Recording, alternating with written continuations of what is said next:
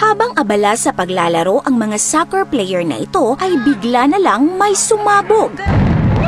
At gumuho ang 4 na struktura malapit sa kanila. Natigil ang kanilang laro, nagulat at tila hindi sila makapaniwala sa nangyari. Ang gumuhong mga struktura ay mga cooling towers ng isang power plant sa Staffordshire, United Kingdom. Ito ay sinadyang dinimolish dahil ipinasara na ang nasabing planta. Gayon din ang cooling towers na ito sa Kentucky, United States. Sinadyang giniba dahil napakaluma na nito. Nakakamanghang tingnan ang kuha ng iba't ibang anggulo ng kamera habang bumabagsak ang struktura.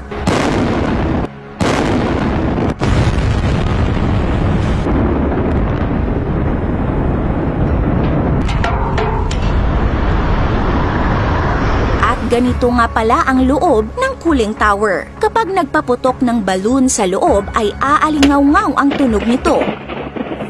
Ganito naman ang makikita sa loob during operation ng cooling towers. Maraming mga water sprinklers. Ito naman ang makikita sa pinaka-base ng tower. Ito yung mga tubig galing sa mga sprinklers sa itaas. May mga abandonadong cooling towers na sa sobrang taas at laki ay pwede pang mag-base jumping. Ang cooling tower na ito ay para sa isang nuclear power plant. Speaking of nuclear power plant, alam nyo ba na sa Germany ay isinara na nila lahat ng kanilang mga nuclear power plants? Isa na dito ay ang Philipsburg Nuclear Power Plant. Makikitang may series na maliit na putok muna bago ang malakas na pagsabog. Kinabitan kasi nila ang tower ng mga explosives. May mga maliliit at meron ding sobrang lakas ang pagsabog. Nakasequence ang mga pagsabog para ma-make sure na strategic ang pag-collapse ng tower. Ano kaya ang dahilan bakit ayaw ng Germany sa nuclear power? April 15, 2023 ay ang araw na tuluyan ng tinapos ng Germany ang mahigit 60 years na era ng nuclear power sa bansa. Ito'y matapos nilang ipasara at tanggalin sa power grade ang natitirang 3 nuclear power plants sa bansa. At layunin nila na tuldukan at kalimutan na ang nuclear energy for good. Maraming kumutya sa desisyong ito ng Germany. Isa na dito ang bilyonaryong si Elon Musk.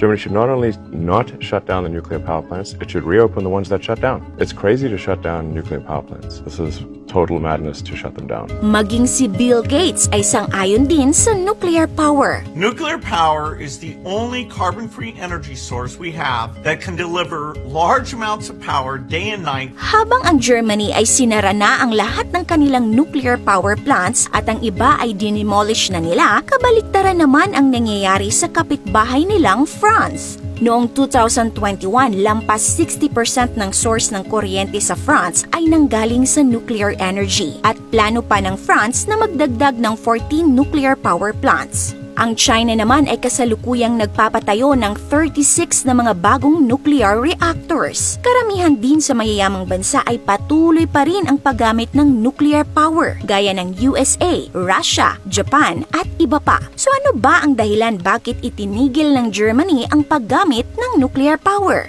Marami pang ibang factors siguro, pero I think masasagot ito ng isang salita lamang at ito ay fear. Karamihan sa mga mamamayan ng Germany ay natatakot na mangyari sa kanila ang nangyari sa Chernobyl nuclear disaster sa Ukraine noong 1986, kung saan sumabog ang planta at nasa 31 katao ang nasawi. At ayon sa UN, dahil sa pagsabog, maaring 4,000 katao ang maagang mamamatay sa sakit dahil na-expose sila sa radiation. Noong nangyari ang pagsabog, umabot din kasi sa Germany ang radioactive fallout o yung maitim na ulap, mga alikabok na dulot ng pagsabog ng nuclear. Maraming natakot dahil maaari daw magkasakit ng cancer ang makokontaminate nito. Bukod sa pagsabog ng nuclear plant, natatakot din ang mga mamamayan na baka magkaroon ng leakage ng nuclear waste. Ang nuclear waste ay ito yung mga leftover o parang basura na naiiwan matapos nilang patakbuhin ang nuclear reactor. Ang mga nuclear waste ay iniimbak nila ito sa isang safe na storage facility.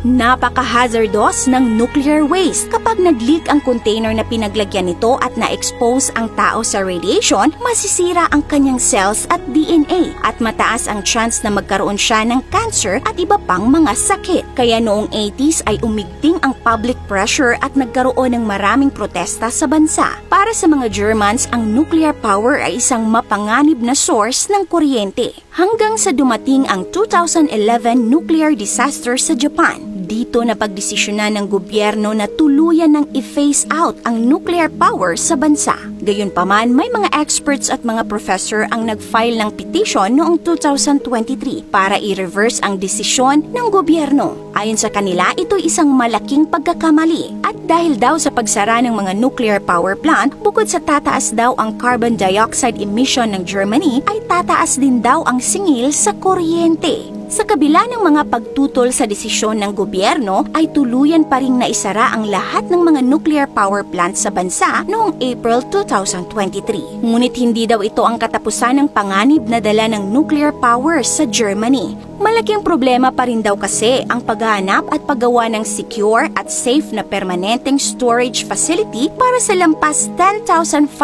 tons na highly radioactive waste. Kung nagustuhan niyo po ang video natin ngayon, mag-comment ng big yes. This is your Ate O from Our Republic. Hanggang sa muli and stay awesome!